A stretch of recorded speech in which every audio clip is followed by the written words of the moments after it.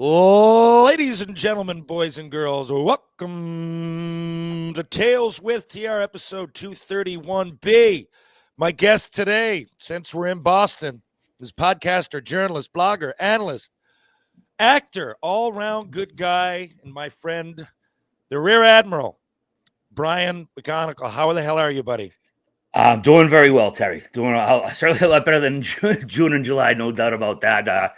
Life takes you to your knees, kicks you in the balls every once in a while. You just got to get up, get back at it. I'm fortunate to work where I work and have the coworkers I do have who've been very patient and shown a lot of grace to a guy, who was going through some shit. But working my way back to you, babe, with the burn love inside. Back on the airwaves. It's so great to talk to you. And I know we keep in touch over text. And, in this day and age, it's great that we can do that. But It's nice to see you. Now, tonight, a lot of people don't realize, because I've really been peppering the show here and there with some details about this Shoresy adventure that we're on. But I haven't really delved into it with any specifics. So for people that don't know, we go into these places, we're playing against the NHL alumni teams, a lot of great players, but we're running into a lot of friends. And tonight, RA being part of the show and our really good buddy is going to be on the bench. And tell us a little bit about it, RA. Where are we going to be playing tonight? Playing at Agganis Arena, which is the home arena for the BU men's and women's hockey teams. It replaced the old Walter Brown Arena, which is still there. They still have some games there, do some practices. I think, they play club hockey there and stuff. It's a great old barn. But Agganis Arena, I think it holds about 7,000, 8,000 people, host concerts, comedy shows, stuff like that. So when I found out this was coming, I was like I'm the terrible skater. I haven't skated years, but I had delusions of grandeur. I was like, Keith, what am I going to be doing? And I forgot, you're a first round draft pick. The Nolans are on. All these pro players, against the Bruins. I was like, thanks for putting me in my place. He goes, we got a nice tracksuit for you and a hat for coaching the team. So, it was hilarious. I'm like, thanks for that reality check. But it's exciting, dude. I mean, just to to see the Shoresy fans, which I really don't get to a ton here. I mean, I might run into them in the wild. But as far as an event, we don't have them too often in Boston. So I'm looking forward to that. And and being behind the bench for guys who play in the best league in the world and have Stanley Cup rings, they're actually going to listen to me. But I'm more of a cheerleader type coach, definitely a player's coach. So I'm excited, looking very much forward to tonight. I mean, a lifelong Bruins fan, and I've been very, very, very blessed to have a small part on a wonderful thing that the wonderful thing that Shoresy is. We got a lot more to go. So tonight's like night of pinch myself moments. This is awesome. Now, in your off time, I mean, you're always involved in sports. In the last few months, have you kept your finger on the pulse? Are you following the Bruins, the Red Sox, Celtics, Patriots? Are you still your old self? Absolutely, yeah. I mean, like I just said to you before, you got to keep living your life, man. You take corrective measures and do whatever adjustments you need to make, whatever. But life still churns on. I'm still wading through the morass of a divorce, and I actually had to move from out of the old place, moving to the new place, paying 2 fucking rents at the same time. There, buddy. Been there. It's exactly, and I'm not just saying what was me thing. It's but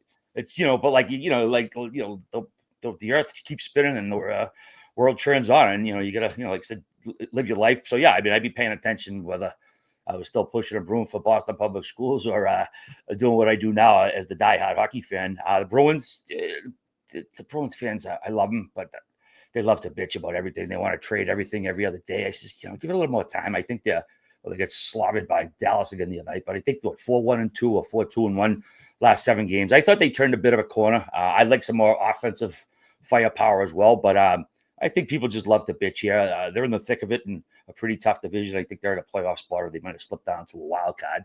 But yeah, Thanksgiving's around the corner, and people like to goof on that stat. But I mean, you're talking 3/4 of teams in playoff position in November make the playoffs. That's a crazy stat we can never get enough of. So I think the Bees will be in the thick of it. I think Swayman, he'll get his game back. He didn't have the training camp with all the holdout shit, but I'm not worried about him. I think Korpisalo's played pretty well as well.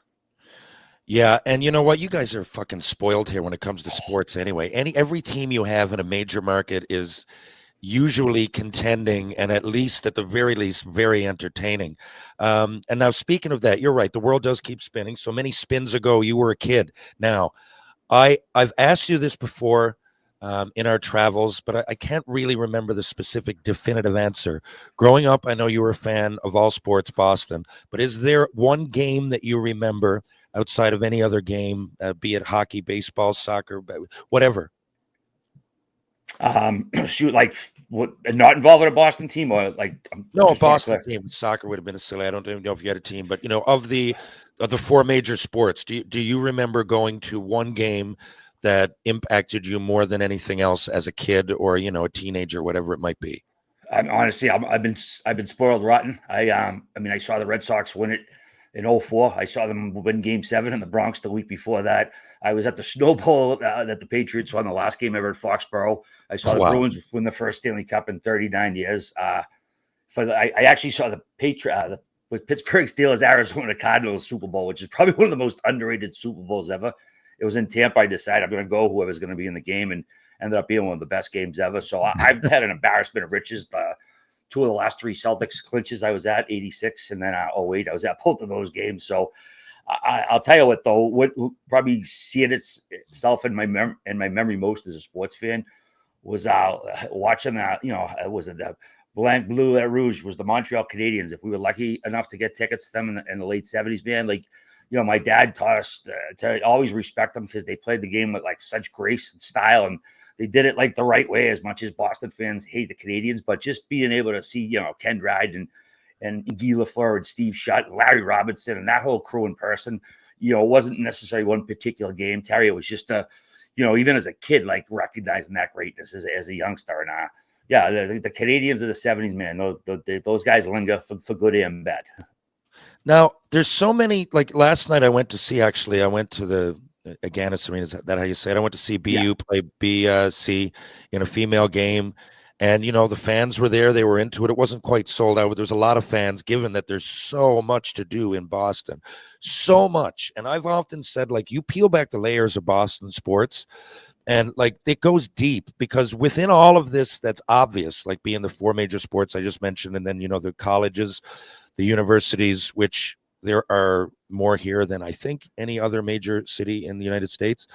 Now you get the high school scene, though. So we were in the hotel and there was kids high school, and you don't even think of that when you're here, but there's a major prep school, high school hockey scene. So you're from Charlestown, right? I mean, Yep. so there's different parts of Boston for those that haven't been here. And it's a weird thing. Like even like you just mentioned, a lot of fans, like the bitch about the Bruins, but it's always a topic of conversation. Like yesterday, I went into, like a sports store. I went into Lululemon. I went into Starbucks, wherever it is along the travels. People are always talking about that. And then you get this. So there's this overall Boston camaraderie, whether it's in misery or happiness as a fan. But then within Boston, there's these little pockets. So say growing up, like wherever you went to high school, were you part of a rivalry against other high schools? And how did that go, say, being from Charlestown? I'm guessing you guys would have had a tough neighborhood team, no? Yeah, unfortunately, that era kind of ended before I was able to enjoy it. I mean, not to go dark here, but like, No, no. the Boston Bustin', that was a huge, a huge Yep. national story, and it affected the futures of a lot of kids, present company included, as far as the way they're going to go to school. So South Boston and Charlestown was the hockey city rivalry. They had stacked lineups every year. I mean, kids who went on to play D1 or even played pro. And there'd be more fights in the stands than on the ice. I mean, it was just a great rivalry. And then that was Boston came and changed everything, and kids were no longer going to their neighborhood high school like they had for generations. And so that rivalry, it slowly dissipated. It wasn't what it used to be. I mean, they fought till the end. I don't think either city either neighborhood has even a team for their local high school anymore. It's just been a sad decline. So you had a lot of rivalries amongst like the Catholic schools. A lot of kids would go to Catholic high school. There really wasn't much, like I said, the public school system. But I went to Christopher Columbus. They had Jimmy Vesey, big Jim Vesey. He put us on the map. Then he went to Merrimack, put Merrimack on the map. Just an absolute legend in this town. And then you had Mackinac High School. They were monsters for a while. The kids would all shave mohawks into the head. Probably get canceled if they did it nowadays, but it was great. I mean, I saw Tom Barasso's very last high school game. I literally sat right behind the net, probably 8 feet behind him. He lost a Matt on it, if I'm not mistaken. Then he was in the NHL. 6-7 months later? What did he win? The Calder, the Vezina, and one of I don't know. I Might have remember been that. Might have been the Conference Cons. As an 18-year-old, he won the league 18-year-old won the friggin' Vezina, the Calder, and I'm blanking on the other one. Maybe it was first team All Star, but yeah, Tom Barras. I mean, in Massachusetts, for a small state, we've produced a shitload of pro guys, and they're still peppered throughout the league, whether coaching or the front offices or whatever. So, yeah, we got a proud tradition of hockey here, based in Charlestown and Massachusetts at large. And you know what else you've got? Like, I know I spoke about you being an actor, and I know your story about being in the town early on, but now you actually are. You're in our show for real. But there's a lot of actors from here. A lot. Like I mean, the obvious would be Ben Affleck, Mark Wahlberg, what's his name, Matt Damon.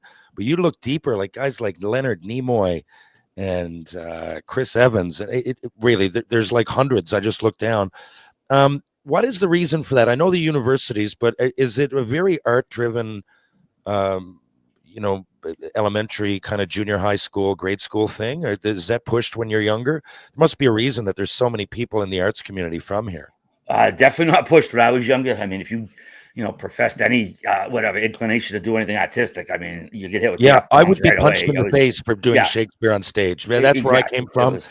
Okay.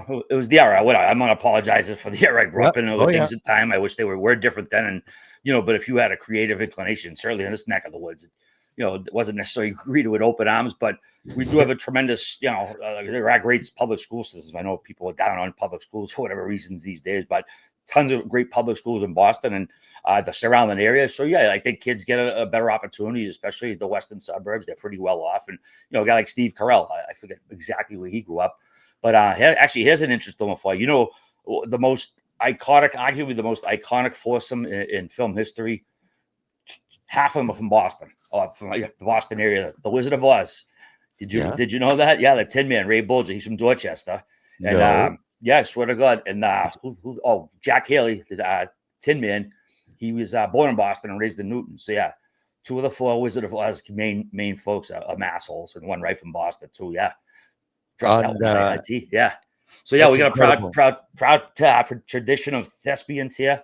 And I think the smart ass factor too, like certain personas or whatever, like that comes into favor. It helps you out. You can kind of play like a cop or a criminal, one of those type faces, like a Matt Damon.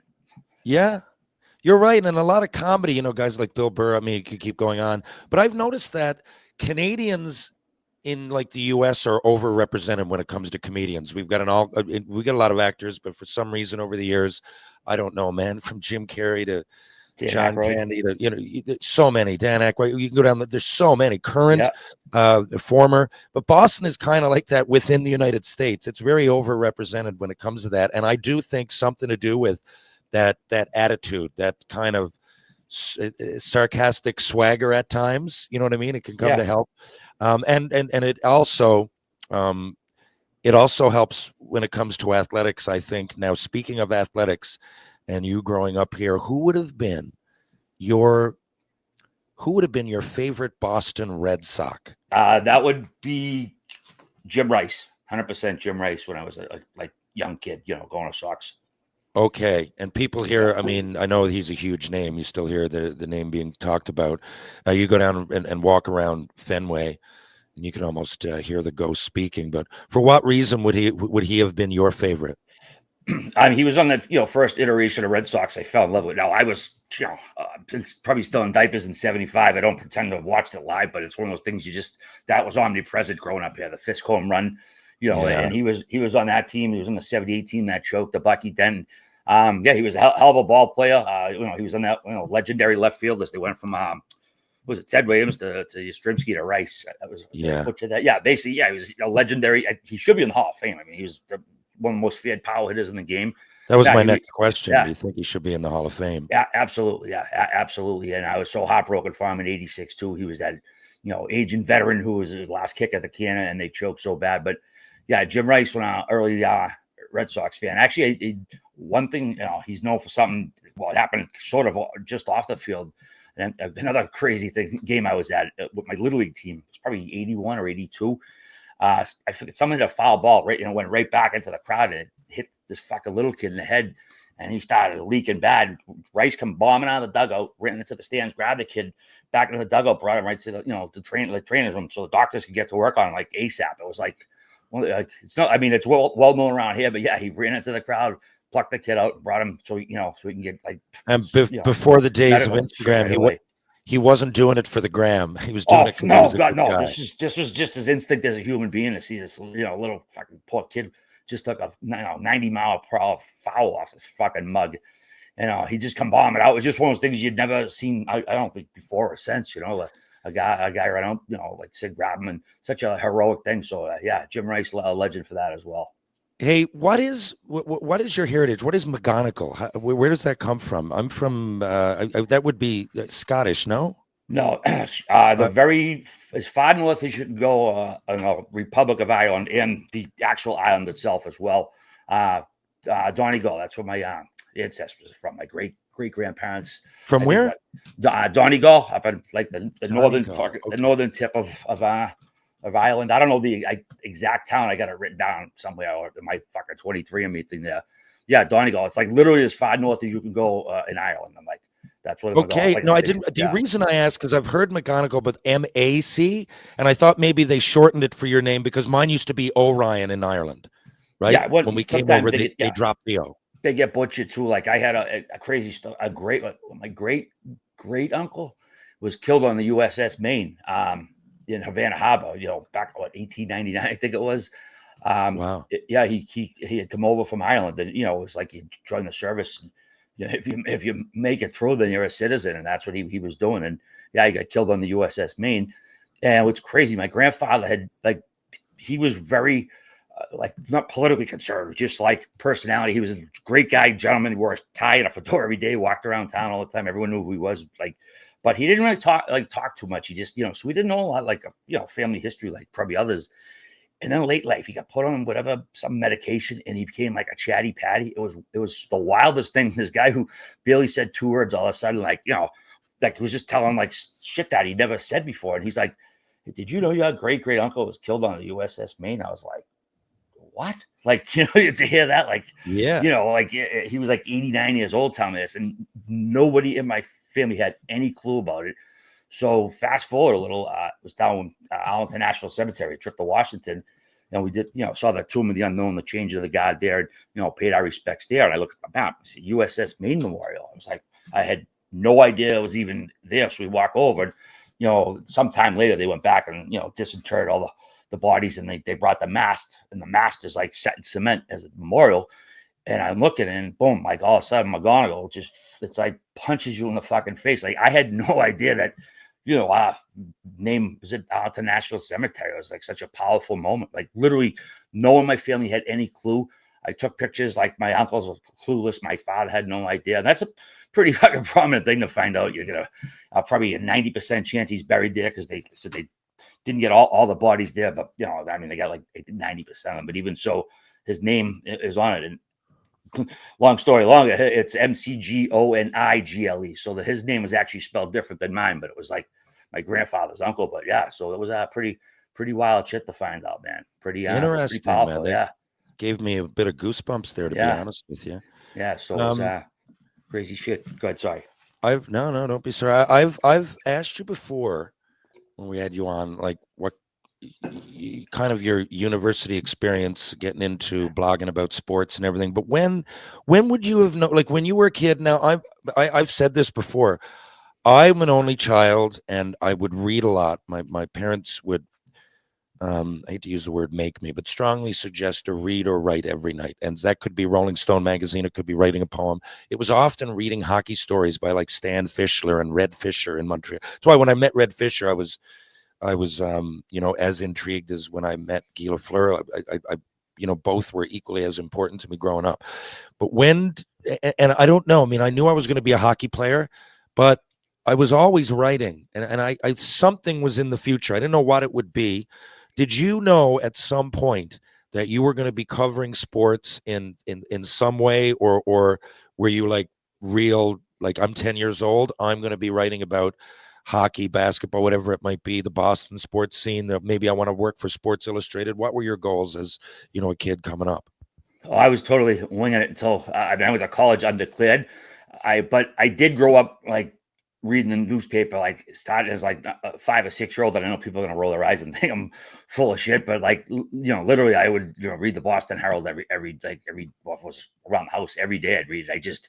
I don't know, something about the newspaper. I liked it. I was definitely an early reader. Like I remember when I was in the first grade, they would have me read to like the third and fourth graders, like during story time or whatever. Like I was definitely probably a level ahead or two. And, I always got good grades in school, but no, I even being a sports nut and reading, I never was like, oh, I want to do this maybe till I was like in my teens, but I never wrote. Never like, again, going back to the creative thing. I don't know if I expressed the desire to, but certainly not that was particularly encouraged. I mean, I think I wrote one paper in college, like it was the history of the Rolling Stones. Got an A-. I still have it too. And I wrote, that's great. And actually I tweet out every once in a while. I was English class. We had to write a movie review. I was 14 and I wrote Stand By Me, and they used it like the school paper. So that was like the first time I was like, ever like published. But yeah, even so, I went to Northeastern first. Actually, no, not far from where you are, Northeastern. This is, I was going to be a lawyer, man. College of Criminal Justice. I grew up watching Dan Field on Night Court and Arnie Becker on LA Law, so I was going to be some scumbag defense attorney probably. And I hated it. I was taking the Orange Line to Roxbury, South End, to go to college. And like I grew up watching Revenge of the Nerds and Animal House, and it was like when you're a commuter, it's just it's not the same. I think I went to one party all year.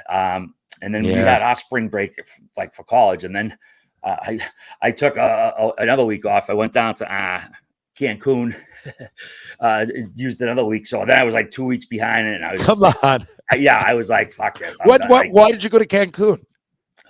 Fucking had to keep that spring break streak rolling. No, I know why technically you would go, but at this the timing wasn't perfect. Okay. Because it was a year after. I graduated high school 90. We went to Bermuda, so this was actually 91. Oh, like everyone, their mother was like going. I was like, it wasn't like I was 25 going. I was literally a freshman in college. I had friends telling graduate high school. So yeah, I basically didn't go to class for a week, and I was already behind. Like I said, I just wasn't. I was miserable, and I was like that. So I'll remember if I called my dad to pay for him. I was like nervous as hell, and he's like, "Sorry, man." He's like, I knew things that weren't good lately. I could tell something was up, but whatever. I'll go, whatever. I mean, he didn't give a fuck. He wasn't paying for it anyway, so it was no money out of his pocket. And I took about a year and a half off, and I was like, I gotta get North Adams again. They wouldn't take my transfer credits for some reason, so I applied as a freshman. I lied and said I never applied there before. Then whatever, they must not have cross-referenced it. And I said, if I don't get financial aid, man, Air Force, here I come. And I ended up fortunately getting, a pretty good financial package where I'd be stupid not to go to college. Basically be the first cousin, my mother's side to actually get a college degree. So I had that, and I'm a pretty smart dude. I should have wanted to go anyways. But if I didn't get financial aid, dude, I was going to Uncle Sam. I was halfway signed up through the Air Force. Wow. And why Air Force? That intrigued you more than anything? Because I want to be a Boston firefighter like my old man, and due to the way the hiring system was set up at the time, I don't know if it might have changed since.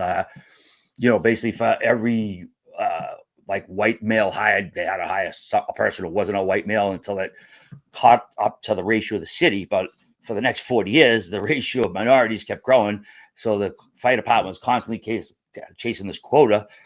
So if you were a white dude who wanted to follow your old man onto the job, the only guaranteed way to get on, other than him dying on the line of duty, was to go to give Uncle Sam 4 years and get your veteran status. Then you got the extra points on the test, which would usually make the difference on getting on the job. So it was pretty much. You had this thought out.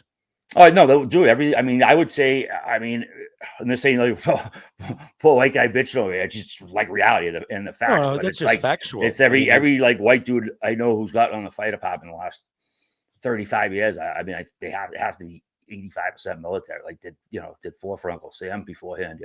Yeah. Well, you're just being objective. That's the rule. That's what happened, and you were. And you were trying to figure it out. Yeah. Wow. I wasn't going to the Air Force for shits and giggles. Fuck yeah.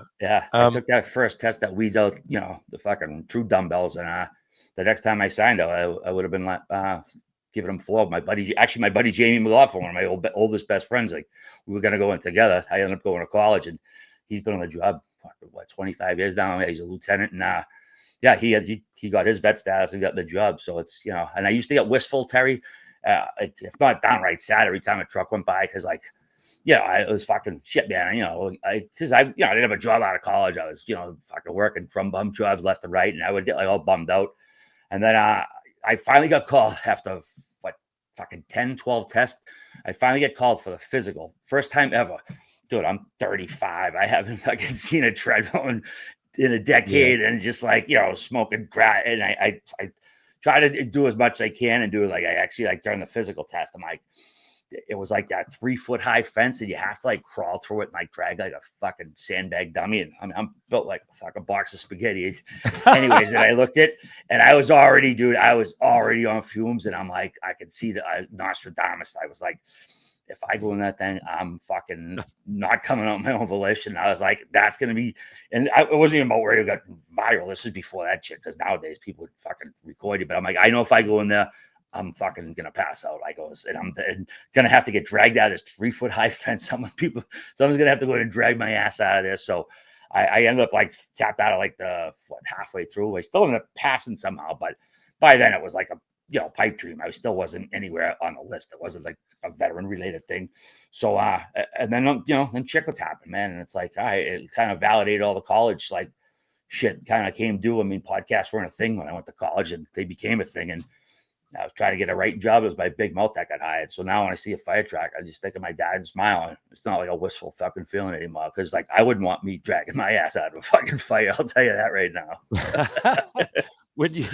When you guys started Chiclets, was that big in this local area first? I often talk about, going out west when I was a kid and the grunge movement was happening, but in Seattle, like you could kind of get a feeling before it kind of went worldwide. Like, were you guys, and I know them comparing Chiclets to the grunge movement, but just for a local phenomenon I'm talking about. Yeah. So, and I started listening, I remember it was real early, but you guys had been around for, say, I don't know, 20 or 30. You had Brad May on. It was January one year. It was before Biz came on. I was literally waiting to do a stunt with Jason Momoa on the side of a cliff. I'll never forget it. And I had Not a big deal. I was listening. But I remember saying to myself, like, was that big here first, or because of today's technology, it just kind of, it grew pretty fast once it got going everywhere? Yeah, it hit everywhere sort of at once. It wasn't like we were like kind of cult following here and it spread. It was just, it's the internet. So it's global from the jump. And, like me and Whit, I don't think there was too many other hockey podcasts out there of any sort of setup. And yeah, we kind of got to number one pretty quickly. And Portnoy brought us in, fucking to join the Barstool Pirate ship. Of course, I had been writing there for years. And Whit was probably the first prominent professional athlete fan, certainly local. So we both had relationships. I mean, that's how, Whitney got to know me. We knew each other casually before. They would bump into each other, before a Bruins game or Saratoga and have a beer and a laugh with her. But, we didn't like know each other growing up. Obviously, I knew him, local boy made well. And he was a huge basketball fan. So he was, reading my shit all those years. So, when he sent that initial tweet out, actually the anniversary coming up next month. Hey, Biz, I want to start one of these podcast things, talk about A, B, C, D. And I know trending topics is one of them we goof on him for writing that. But Biz said, hey, I got 2 more years left. And I kind of, half jokingly, half shoot my shot, was like, a partner, eh? And like, what was right in the DMs. And like, he's like, you serious, Ari? I said, it's a fucking heart attack, dude. She's like, you're not a podcast? I said, I'll learn. And we had our first episode out before the Super Bowl. And like, it's like, I tell, like, I don't know why people ask me for advice, but young kids, I tell them, if you do nothing, Terry, nothing happens. Because I was, writing all those years, trying to get a fucking writing job. And I was inadvertently, I'm like showing, Ryan Whitney, I could kind of hold my own talking NHL because, he didn't sort of hesitate with that DM. You might regret it sometimes here and there, but he certainly jumped right in and I replied right back and we were off and running from the jump. Yeah. And then, like I say, I hope it's not, sounds arrogant, but me and Whit won a title, and Biz made us a dynasty. Like Biz, come on. Yeah. So there was like a side hustle for me. Whit was like probably paid for his golf fees or whatever. And then, Biz saw the like true potential. Biz isn't just his name, dude. His mind, dude. It's all biz, all business. That's Dude. true. He's It's brilliant all with that biz. shit. It's a constant pun. Yeah. No, he's a smart business guy, a good fella, and loyal, and Absolutely. all those things definitely helped me out when I met you guys. I still say it, like, it more than anything, RA, what you guys did for my dad.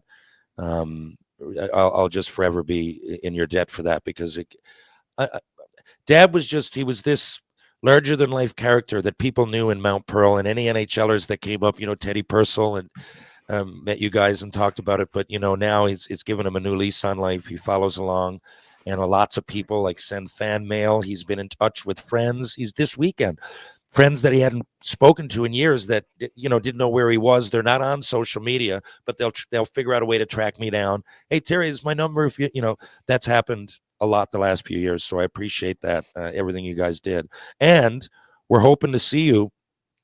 A lot of people don't realize we're friends away from this. We're hoping to see you back on the Rock sometime soon. Last time we had a great time when we went ziplining, and it was New Hook's Stanley Cup party, and there was just a lot going on. But we'd love to see you up there again soon. Well, first off, I mean, you would your dad becoming pals. It's you get older in life, especially older guys. You don't typically pick up like new friends, whether not being grumpy, I know, just I know. life kind of trends and whatever. But I swear to God, every time I go to Canada, I got like 3 new like names in my phone. Not like nefarious or like other reasons. It's just like I always kind of find a new friend in Canada, and like you and your dad and Connor, Donnie among them. It's like I think so many people get drunk and threaten to come visit you in Newfoundland, but nobody actually does it. Yeah, and I did, and I did. I went there for my vacation, and I couldn't believe, I wish I stayed longer, man. It was unreal. Even though your dad almost got me killed my first 10 minutes on the island at that Rotary, and I was on fucking FaceTime during it too. I got to find that video. But anywhere in Canada I go, I always have a blast. But particularly there, just the beauty. I want to get up there for iceberg alley, is that what they call it, during July, whatever. But yeah, being there, and it was Monday through Thursday, I think I stayed. And the place, it was like fucking Mardi Gras every night, man. It was just like, Canada loves to get at it, as we know. But I definitely want to get back there soon. Probably not going to be this calendar year, but it's definitely a return. No doubt about it. I got to see so much more. And by the way, you kind of sandbagged me with that zip line. Oh yeah. But I'm so glad I did it. So anyways, Terry's like, oh, we're gonna do the zip line thing. Me and my daughter and her friends, and Penny Lane's probably 12 at she the was time. 12. So, yeah, I'm like, I'm a bunch of 12-year-old girls zip line. I'm thinking it's like one zippity doo dah thing. Oh yeah, I know. It's like a 45-minute bus ride up the mountain on a school bus, then like a 20-minute jaunt, and then I'm like, we're at the top of the mountain. There's fucking 10 different zip lines. 10 fucking zips. It's one of the longest in North America. I know, man. I know, and I'm scared of heights. So, but I can kind of do that but it makes me uneasy. So I was like, I won't tell him all about that before we go, because he won't want to go. But once you get up there, yeah, it's 10. One is almost a kilometer long. For those that know zip lines, like this, trust me, this is a unique zip line. Epic, yeah, like literally 10. I was like Larry doing one, and I'm like, I can't fucking tap out. I'm like Penny and her friends. There's like 7 12-year-old girls there. I'm like, I'll be the biggest pussy ever if I tap out here. So I sucked it up and did it. Uneasy. But I'm the same way. It's funny. You think like with heights, when you have that fear, you do that shit. You think you conquer it, but it doesn't conquer shit. You just get up there and shit your pants the next time. I mean, I went bungee jumping in the buff trying to overcome it, but I was shitting my pants that one huge drop, because all you're thinking is like, fuck, man, one little bad mistake here or one little snip. Oh yeah. Oh, which way am I gonna go? Speared with a pine tree, like head off a rock. I've got friends that go up and dangle off the CN Tower. They call it the skywalk, and they put the harness on and then dangle out. I don't honestly, I don't get it. I can't understand it. My body's not programmed. I don't know how humans do that. I find it, I don't know, out of this world crazy. I couldn't even come close. You'd have to knock me out or get me so stoned that I didn't know what was happening, but there's no way that I could hang off the side of the CN Tower. Now, that day, the zip lining was a little much, but we got through it. Glad I did it. It was fun. And Well, I got to take off because I'm gonna go down to the rink and get my stuff together. We're gonna see you real soon in the afternoon. Yep. By the time this podcast gets out there, the game will probably be over. But listen, it's great to see you on here. Can't wait to see you in a couple hours. And we're gonna have a good night. Dolo's playing at the House of Blues later. And if this is anything like the first two games, then we're in for a treat. I didn't realize there was so many Shoresy fans, and I didn't realize there was so many Shoresy fans that knew they can quote it. RA, we make them so happy. I thank Jared after each one of these because it's one thing to be on a TV show, but and same with Chiclets. Like, I have an opportunity to be a somewhat regular on Chiclets, and then, to be on Shoresy as a regular character. And these things make people smile. You know what I mean? And that, especially in this day of like political divide, like here we are right after the U.S. election, which was I don't want to get political. It's polarizing one way or the other. It's obvious. And, no one has brought anything up. We've had 7,000 people for the most part in both games. And it's just a celebration of hockey and comedy and love for humanity. And I absolutely love it. And I'm looking forward to seeing you there tonight. It's an escape. It's, for people, like I said, during a time like this, it's a laugh, whether it's listening to us idiots on Chiclets, or Shoresy. My dad loves it, man. Unfortunately, he was planning on going, but he's been dealing with these real bad cramps lately. So he had to bow out. So anyways, I reached out to my brother. I says, Paul, no big deal if you can't make it. He's like, I don't feel so hot. I'm not going to go. No bullshit. One of my oldest best friends, Joey Fitz, texted me the screenshot for you guys playing in Buffalo. He goes, he goes, this would make a pretty good roadie. And I'm like, I call him. I goes, Joe, are you tired of going to Buffalo for like a trip? He's like, oh, that would be a dynamite time. I goes, do you know there'd be you in like 6 hours? He's like, yeah, are you shitting me? He's like my biggest like fucking Shoresy fan, buddy. I goes, yeah. He goes, you want to go? Like, I literally just got a no from my brother, so I had an available ticket.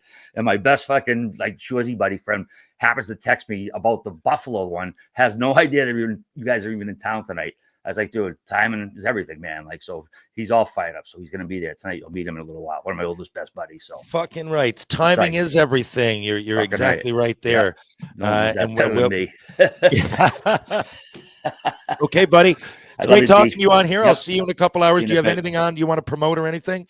I mean, keep listening to Chiclets. I'll be back sooner rather than later.